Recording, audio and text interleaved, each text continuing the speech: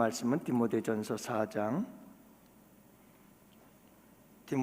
4장 6절부터 함께 보십니다.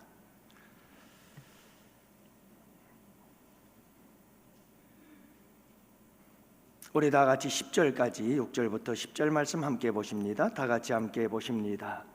내가 이것으로 형제를 깨우치면 그리스도 예수의 좋은 일꾼이 되어 믿음의 말씀과 내가 따르는 좋은 교훈으로 양육을 받으리라. 망령되고 허탄한 신화를 버리고 경건에 이르도록 내 자신을 연단하라. 육체의 연단은 약간의 유익이 있으나 경건은 범사에 유익하니 금생과 내생에 약속이 있느니라. 미쁘다 이 말이여 모든 사람이 받을 만하도다. 이를 위하여 우리가 수고하고 힘쓰는 것은 우리의 소망을 살아계신 하나님께 둠이니 곧 모든 사람 특히 믿는 자들의 구주시라. 아멘.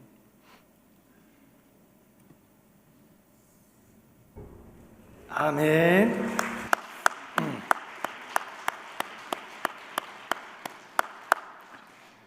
우리 훌륭한 바이올리스트와 그리고 참 힘들고 어려운 곡인데 잘 소화하셔서 은혜가 되어 감사합니다. 주님께서 영광 받으신 줄로 믿습니다. 전신 70% 이상 화상을 입은 사람, 하지만 이를 극복하고 미국으로 넘어가 공부를 해서 박사학위를 받고 한동대학교 교수를 거쳐서 모교인 이화여대 교수를 역임하고 계시는 분, 대단한 분이죠. 주바라기 이지선 교수님 이야기입니다. 처음에 그는 자기를 소개할 때 이렇게 소개했다고 그래요. 사고를 당한 사람입니다. 저는 사고를 당한 사람입니다. 이렇게 인사를 하다 보니까, 자기를 소개하다 보니까 억울한 생각이 들더래요. 자꾸. 왜냐하면 내가 사고를 당했잖아요. 그러니까 내가 피해자인 것 같고 자꾸 억울한 생각이 들더래요. 그래서 인사를 바꿨답니다. 뭐라고 바꿨냐면 나는 사고를 만난 사람입니다 하고 인사를 바꿨는데 그것도 신통치가 않더래요. 그래서 요즘은 인사를 바꿨다고 합니다. 뭐라고 바꿨느냐 하면 저는 홀라당 타버린 여자 이지선입니다 하고 바꿨다고 그래요. 그러니까 여러분, 나에게 씻을 수 없는 아픔, 상처, 고통을 유머로 승화시키는 이런 아름다운 모습을 보게 되지요. 사랑하는 성도 여러분, 우리 양원교회 직분자들은 이런 여유가 있었으면 좋겠습니다. 그래서 여러분, 나에게 가져다준 아픔, 이런 비극적인 일들도 유머로서 승화시킬 수 있는 넉넉한 믿음의 분량의 사람들이 되었으면 참 좋겠어요.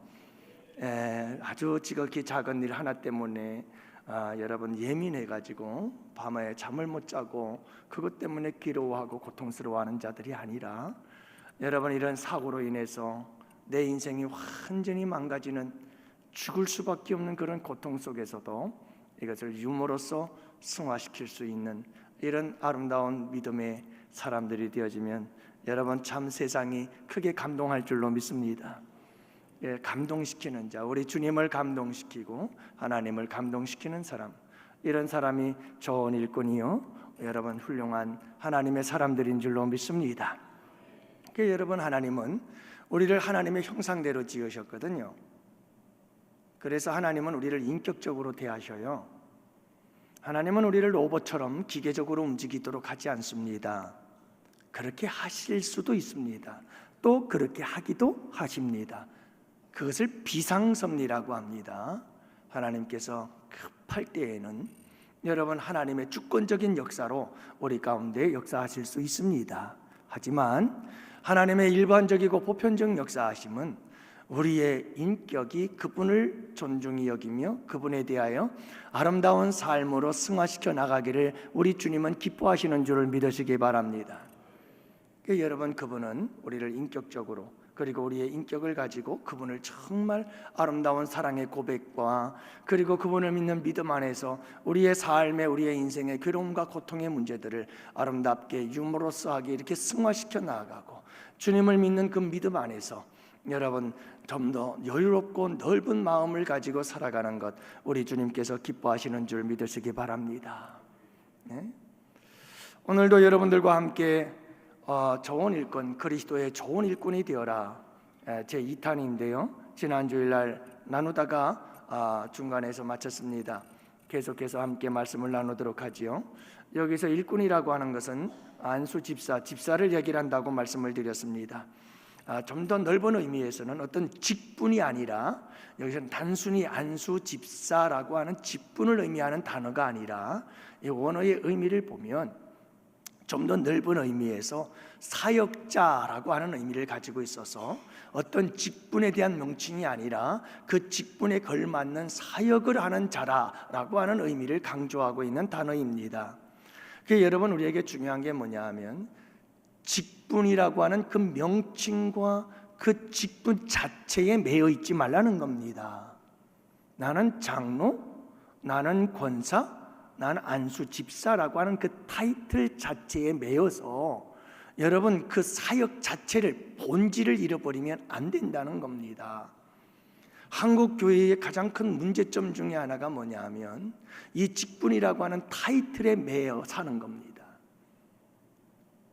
그 타이틀에 맞는 사역이 이루어져야 되고, 그 타이틀에 맞는 섬김과 그 타이틀에 맞는 봉사와 섬김이 있어야 되는데, 그 봉사와 섬김은 지켜놓고 나는 이런 직분을 받은 사람이야 라고 하는 이런 타이틀에 매여 있다는 게, 이게 한국 교회를 병들게 만드는 요인 중에 하나라는 것을 우리가 여러분 항상 기억해야 됩니다. 그래서 우리 직분자들은 참 주님께서 그리스도의 좋은 일꾼이란 어떤 일꾼인가 하면 직분에 매여서 교회를 병들게 하는 자가 아니라 예수의 메인바 되어져서, 사명의 메인바 되어져서 교회를 섬기고 세우는 자가 정말 참 아름답고 귀하고 복된 좋은 일꾼인 줄로 믿습니다. 여러분, 좋은 일꾼이다, 이 말은 교회 안에는 좋은 일꾼이 되어라 이렇게 사도 바울이 지금 말하고 있잖아요. 좋은 일꾼만 있다는 게 아니죠. 좋지 않은 일꾼들도 있을 수 있다는 것을 이야기를 하고 있는 건데요. 그래서 여러분, 좋은 일꾼이란 어떤 일꾼일까 하는 것을 사도 바울이 계속해서 디모데에게 이야기를 해주고 있는 거예요. 그래서 지난주에 말씀을 나눈 것이 뭐냐 하면 예수의 좋은 일꾼이라고 하는 것은 내가 이것을 형제를 깨우치라, 이것으로 형제를 깨우치라 이렇게 말씀하고 있거든요. 이것으로 형제를 깨우치라. 좋은 일꾼은 깨우치는 사람이에요. 자꾸 여러분 성도들을 깨우치는 사람들이 되어야 돼요. 그러면 이것으로 깨우치라는 말은 무슨 말일까? 바로 그 전에 있었던 말씀이죠. 그 바로 전에 있었던 말씀은 무슨 말씀이냐면 금욕주의자들이 에베소 교회, 디모데가 목회하고 있는 에베소 교회에 금욕주의자들이 많이 들어왔고 영지주의자들과 이게 짬뽕이 되어져 가지고 육신의 것은 더러운 것이고 추한 것이고 악한 것이고 영적인 것만 신령한 것이다. 그러므로 우리의 육체는 학대하고 억압해야 된다. 그러면서 금욕주의를 주장하고 있었던 거예요.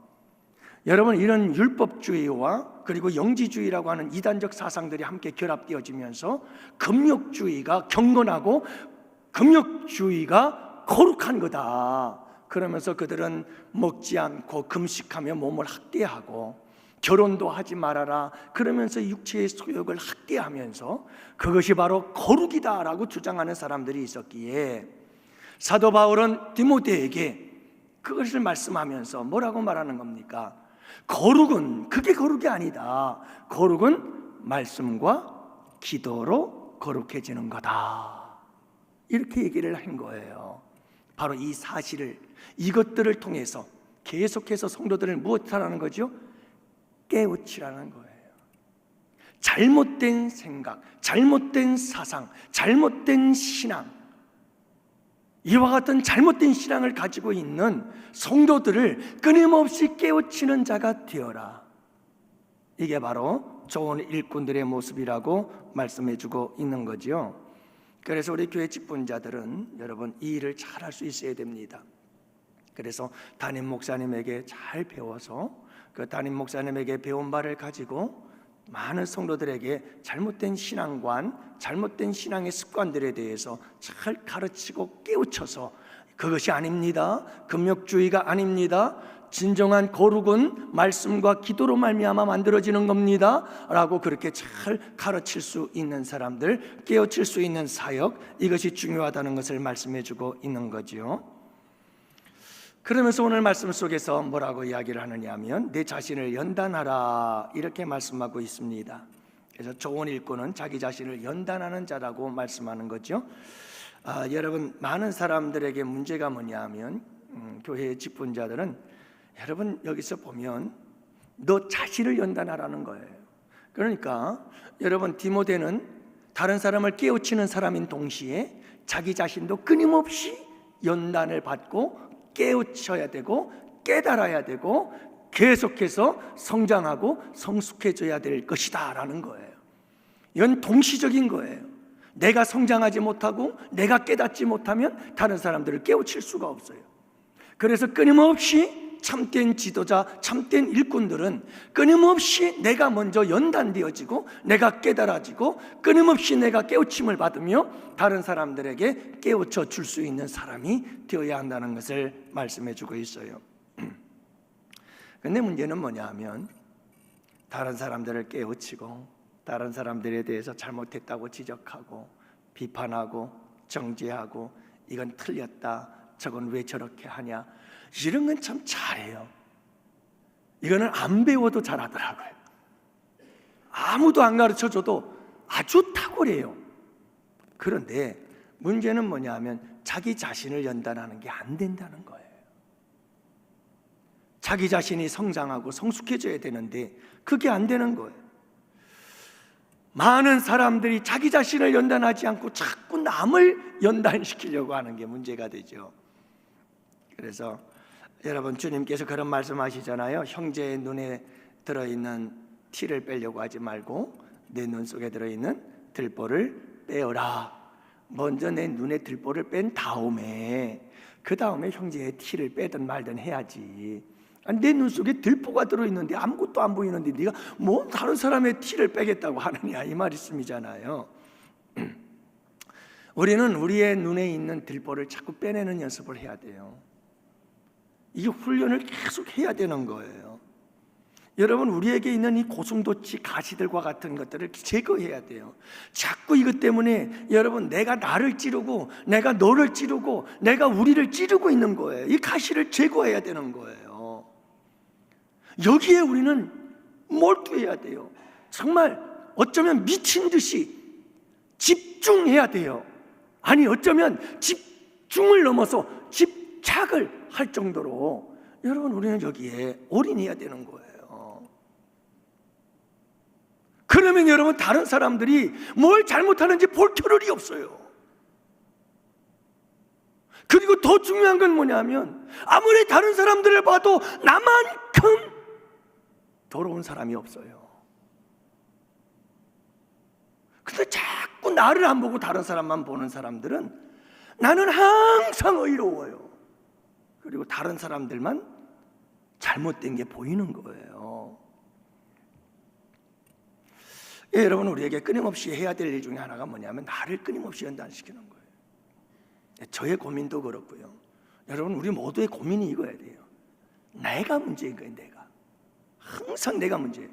여러분, 교회에 문제가 생겼다, 이건 다 담임 목사의 문제일 수밖에 없어요. 왜냐하면 여러분들 그거 잘 아시잖아요. 이 강단에서부터 영성이 흘러가는 거예요. 그렇지 않겠어요? 그렇기 때문에 교회의 문제는 이 강단의 문제고 담임 목사의 문제인 거예요.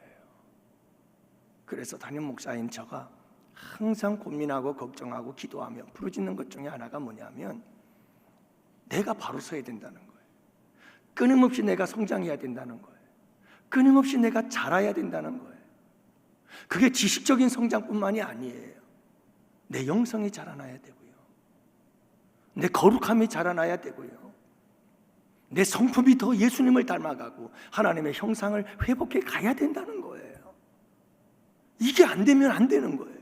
이건 멈춰서도 안 되는 거고요, 주님 만나는 그날까지 계속 뛰어져 가야 될 일이고요. 하덕규 목사님이 되셨죠. 지금은 이 하덕규 목사님은 미술을 전공하던 사람인데 오종수라고 하는 분을 만나서 시인과 총장이라고 하는 그런 가요 팀을 만나서 결성을 해가지고 81년도에 첫 번째 앨범을 발표했던 사람이고요. 86년도에 어쿠스틱 기타리스트, 이렇게 우리 통기타 치는 거 있잖아요. 아주 그 유명한 함준노라고 하는 그 기타리스트를 만나면서 시인과 총장 제2집 발표를 하면서 스타가 되어져요. 44살이 되면서 그런 암 판정을 받게 되죠. 그리고 하덕규 목사님은 2006년도에 미국으로 넘어가서 선교학 전공을 하여서 2010년도에는 워싱턴 DC에서 목사 안수를 받게 되어지고, 그리고 백석 예술대학교 교수로 활동을 하게 되지요. 자, 그런데 이분의 고해성사와 같은 고백의 노래가 있어요. 시인과 촌장이 부른 노래죠. 조성모 씨가 불러서 더 유명해진 노래라 할 수도 있는데요. 그 조성모 씨도 그래요. 그분도 신실한 크리스찬이고요, 찬양 사역자였어요. 그러다가 가수가 되어졌는데 그가 뜬 거예요. 그래서 그가 고백하기를, 그런 고백을 해요. 내가 가수에서 절정의 인기를 누리고 있을 때 가장 힘들었던 것은 예배에 참여할 수 없었던 것이 가장 힘든 일이었다고 고백을 하죠. 지금은 여기저기 다니면서 아름다운 간정사역도 하고요. 그런데 여러분, 이 하덕규 목사님께서 고해성사, 자기의 죄를 고백하는 것과 같은 그런 노래를 지어서 부르게 되어졌는데, 어떤 사람들은 이것은 복음성가다라고 이야기를 하지요.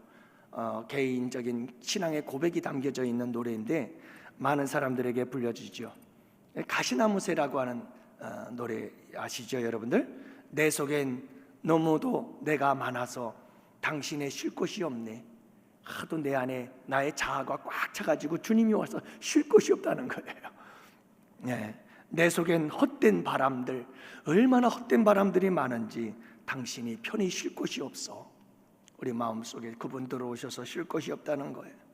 내 속에 내가 어쩔 수 없는 어두움, 나도 어쩔 수 없는 내 마음속에 많은 어두움들이 있다는 거예요. 당신의 쉴 자리를 그 어둠이 다 빼앗아버려. 내 속에 내가 이길 수 없는 슬픔들이 너무 많아. 무성한 가지나무 숲같이 우리의 마음은 무성한 가시나무 숲이 되어 그 가시나무 숲이 얽히고 설킨 가운데, 그래서 바람이 불면 그 메마른 가지가 끊임없이 흔들리고 서로를 찌르면서 말할 수 없이 나의 피를 흘리게 만들고, 뿐만이 아니라 여러분, 삶에 지친 새들이 날아와서 그 가시에 찔려 그만 다 날아가 버리는 이런 아름다운 고백들을 보게 됩니다. 여러분, 우리에게 이 고백이 있어야 돼요. 저에게도 여러분들에게도 우리 모두에게 이런 고백이 있어야 돼요. 그리고 끊임없이 이 가시를 제거하는 연단이 우리에게 있어야 되는 줄을 믿으시기 바랍니다. 나를 잘 발견해야 돼요. 내 안에 너무 많은 내가 있다는 걸 발견해야 되고요. 내 안이 가시나무 숲과 같은 내 마음을 여러분 우리가 발견하고 깨달아야 되는 거예요. 그리고 그걸 뽑아내기 위해서 하나님 앞에서 여러분 울부짖고 기도하며 씨름하며 나아가야 되는 거예요. 그게 연단이잖아요. 할렐루야. 남에게 신경 쓸 것 없고요, 내 문제를 가지고, 이 죄의 문제를 가지고 씨름해야 되는 거예요. 연단해야 되는 거예요. 끊임없이 연단을 해야 되는 거예요. 연단이 뭔지 아세요? 연단이라고 하는 것은 이 단어를 보면 그 당시에 스포츠 경기를 하는 선수들이 웃더리를 벗고, 원어의 의미가 그래요. 웃더리를 벗고 막 땀과 피를 흘리며 열심히 운동하고, 그걸 연단이라고 하는 단어의 의미를 가지고 있어요. 그러니까 여러분 보세요. 이 연단이라고 하는 것은 끊임없는 반복되는 훈련이에요. 끊임없는 나와의 싸움이에요. 여러분들이 운동해 보셨어요? 운동은 자기와의 싸움이에요. 남과의 싸움이 아니에요. 얼마나 내가 나의 한계와 싸워서 그 한계를 한 단계 업그레이드. 그래서 여러분 0.1초를 극복하고 신기록을 달성하고, 또다시 죽을 힘을 다해 연습해서 0.1초를 단축하고, 끊임없는 자기와의 싸움이 힘들어 죽을 것 같은 그 상황에서 한 번 더 뛰어서 여러분 그 순간을 뛰어넘을 수 있는 자기와의 싸움, 여러분 이런 싸움이 연단이에요. 여러분들 내 안에 있는 죄성과 더불어 싸우면서 이런 싸움 싸워보신 적 있으세요? 오늘도 큐티를 하면서 우리 장로님들, 집사님들과 함께 큐티를 하면서 늘 나누는 이야기가 그거예요. 목사님 머리로는 아는데 도무지 되지가 않아요. 이러면 안 되는 게 아는데 안 돼요. 안 되죠. 안 되죠. 그 하루아침에 된다면 누구나 못하겠어요? 그렇잖아요? 여러분 피땀을 흘리며 운동선수들이 아시안 게임이든 올림픽이든 세계 선수권 대회든 그 대회를 위해서 여러분 정말 피를 흘리고 땀을 흘리고 온 힘을 다해서 그렇게 연습하고 그래도 실패하고 또다시 돌아와서 그 다음 경기를 향해서 또다시 도전하고 또다시 도전하는 여러분 그런 연단이 있어야 된다는 말이에요. 할렐루야. 너무 신앙생활이 어려워요? 근데 여러분 거기에 얼마나 큰 기쁨이 있는지 몰라요. 0.1초를 바꾸는 0.1초만큼의 여러분 내 삶에 있어서 지극히 작은 한 부분이 서서히 고쳐지는 그 모습을 바라보면서 내 스스로 느끼는 기쁨과 그 성취감과 감동은 말할 수 없어요. 할렐루야. 우리 주님께서 도우시고 역사하실 줄 믿으시기 바랍니다. 우리 목사님들과 월요일 날 새벽 예배를 마치면 내일이지요. 내일 새벽 예배 마치면 저는 집에 가서 운동복으로 싹 갈아입고 그리고 지난번에 우리 큐티 팀들이 이거 얘기해도 되나? 지난번 우리 큐티 팀들이 셋이 큐티 팀들이 고생 많이 하셨다고 목사님 운동하실 때 사 입으세요 그러면서 돈을 좀 줬거든요. 그래서 여러분 이 운동할 때 입는 옷 싹 롱패딩까지 또 그것도 보고 싶대요. 그래서 또 사진까지 딱 찍어서 보내줬더니 아이고 참 이건 스포츠 회사들 의류 회사들이 뭐 하는지 모르겠어요. 저 같은 사람 다 그냥 CF 이게 참 멋질 텐데. 그래서 운동복을 입고 그리고 가서 운동을 해요. 축구 경기를 하죠. 젊은 조기 팀들과 우리 목사님들 팀을 이루어서 함께 운동을 하는데 오랫동안 운동을 해서 거칠게 안 해요. 다 봐주고 매달 첫 월요일 날 경기 전에는 다 같이 가운데 모여가지고 우리 목사님들이 돌아가면서 축복 기도도 해요. 그렇게 해서 예수님 복음도 전하고 그렇게 하면서 운동을 하는데 여러분 참 안타까운 게 뭐냐면 우리 목사님들이 정말 남 얘기 듣기 싫어합니다. 제가 감독이거든요. 제가 감독인데 최 감독이에요. 감독이어서 제가 좀 코치를 좀 해요. 이렇게 좀 해라. 이렇게 해야 된다. 안 들어요. 그랬더니 조금 강하게 얘기하면 삐져가지고 다음 주 안 나와요. 대단하시더라고요. 자존감들이. 근데 여러분 문제가 뭐냐 하면 배우지 않고 훈련을 안 하니까 10년이 지나도 20년이 지나도 실력이 똑같아요. 이거 참말로 변함이 없어요. 변함이. 여러분들 한번 생각을 해보세요. 10년, 20년 동안을 같이 늘 운동을 했다면 뭔가 발전이 있어야 되는 거 아니에요? 근데 요만큼도 발전이 없더라니까요. 신기하죠? 왜 그렇죠? 훈련이 없어요. 연습이 없어요. 스스로를 연단하지 않아요. 아무런 발전 없습니다. 제가 초등학교 4학년 때부터 축구를 하기 시작했는데 그때 생각이 지금도 생생해요. 축구부에 들어오래요. 축구부에 들어가서 축구를 하기 시작했죠. 근데 가장 먼저 하는 게 2대1 패스예요. 앞에 있는 사람 나하고 함께 들어서 패스를 하는 거예요. 그래서 처음에는 오른발 하래요. 그래서 오른발 잘 되더라고요. 근데 그 다음이 문제예요. 그 다음에 왼발 그러더라고요. 선생님이. 왼발을 하려고 하니까 왼발이 이게 됩니까 이게? 왼발이 안 되는 거예요. 이 인사이드가 뭔지 잘 모르지요.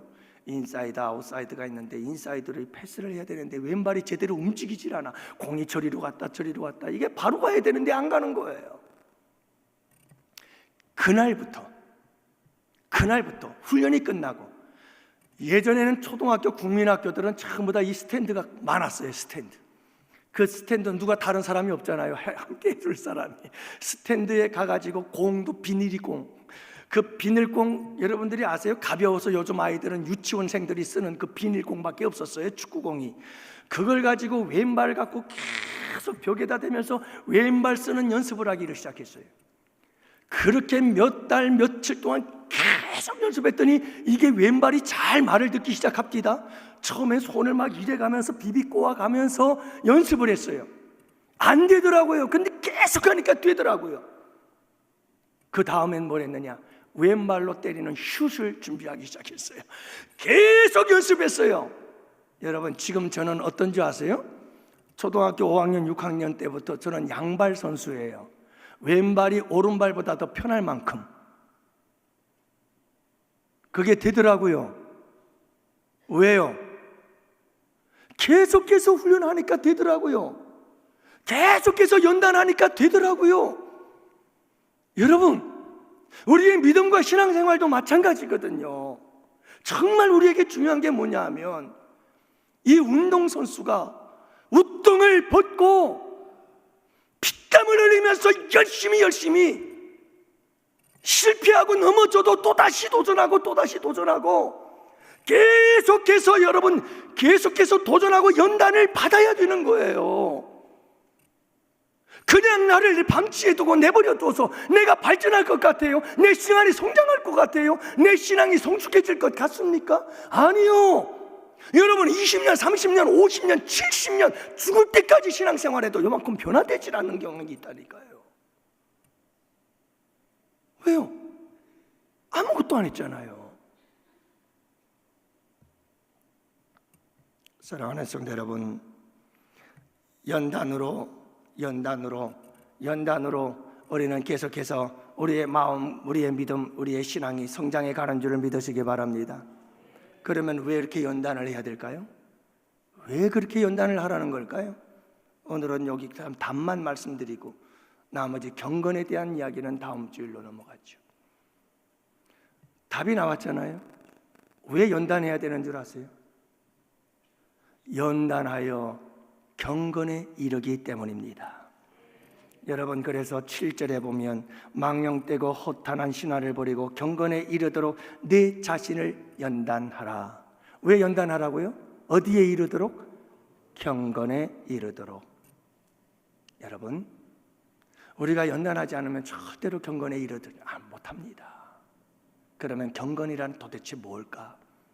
다음 주에 함께 말씀을 나누도록 그렇게 하겠습니다. 네. 이제 우리 다 같이 함께 기도합시다. 광고 말씀 하나를 더 드리면, 오늘 우리 교회에 두 가지 헌금이 올라왔는데요. 하나는 우리 박도환 집사님과 서미영 집사님께서 이제 손주 첫 돌을 맞이하면서 다음 주에 식사를 위해서 이렇게 또 귀한 예물을 하나님께 올려드렸습니다. 다음 주일날은 광고 다시 드리겠습니다마는 우리 박도환 집사님과 서미영 집사님께서 이렇게 또 식사를 대접하게 되었고요. 또 하나는 여러분들이 우리 양원 카페를 잘 이용해 주시고 활용해 주셨어요. 그래서 열심히 돈을 벌어서 그래서 재료비 빼고 그리고 또 기계가 자주 고장나고 수리해야 되어서 그런 부분들에 대해서 금액을 어느 정도 남겨놓고, 그리고 올 한 해 동안, 작년 한 해 동안 남긴 순이익이 한 100만 원 정도 됩니다. 그래서 그거를 이제 우리 전도팀들에게 전도 물품을 가지고 계속해서 전도를 할 수 있도록 하기 위해서 우리 카페 담당 권사님과 또 우리 선교위원장님하고 함께 의논을 해서 그렇게 사용하기로 했습니다. 여러분들이 그렇게 하시고 기도해 주시기를 바라고, 그리고 카페에 여러분들 많이 더 애용해 주셔서 더 좋은 일에 잘 쓰일 수 있도록 여러분들이 협조해 주시기를 바랍니다. 그리고 다시 한번 감사드리는 것은 우리 김숙희 권사님께서 지난번에 12월 달에 교회 앞에서 미끄러져서 고관절 다치셔가지고 여러분 이렇게 수술을 크게 받으셨는데, 인공 고관절을 넣어서 수술을 받으셨는데, 지난주에 가서 집에 찾아가서 찾아뵀더니 이제는 아무것도 없이 그냥 걸어다니는 건강한 모습을 회복해 가는 것을 보았습니다. 여러분들 위해서 늘 기도해 주시기를 바라고, 또 이 일로 인해서 우리 교회에서도 치료비를 위해서 정성을 들였고요. 그리고 우리 여전도의 여러분들이 또 마음을 모으고 힘을 모아서 또 큰 돈을 치료하시는 치료비를 대신해서 전달해 주셔서요, 따뜻한 사랑에 정말 감사드립니다. 여러분들 우리 교회에 정말 이런 사랑이 있어서 너무너무 감사해요. 여러분들께 정말 감사드립니다. 우리 권사님 빨리 회복하셔서 함께 예배할 수 있도록 여러분들이 기도해 주시기를 바랍니다. 우리 다 같이 함께 기도합시다.